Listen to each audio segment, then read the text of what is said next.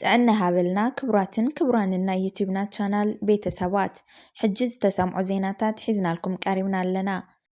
ሰበር ዜና ደብዳብ ድሮን ኣብ ከተማ እንትጮን ገንደበታን ሎሚ ለይቲ ካብ 9 ፈረቓን ክሳብ 10 ሰዓት ብዝተፈጸመ ናይ ድሮን መጥቃዕቲ ኣብ ልዕሊ 2 ናይ ጽዕነት ኣይሱዚ ጉድኣት ዝበጽሐ እንትኾን ሓደ ሽፈር ህይወቱ እንትሓልፍ ሓደ ተሓጋጋዚ ወይ ድማ ረዳት ድማ መጉዳእቲ በጽሕዎ እዩ። እተን ኣይሱዚ ባናና ዘይትን ቡንን ዝጽዓና ከም ዝኾና ምምሕዳር ከተማ እንትጮ ኣፍሊጡ።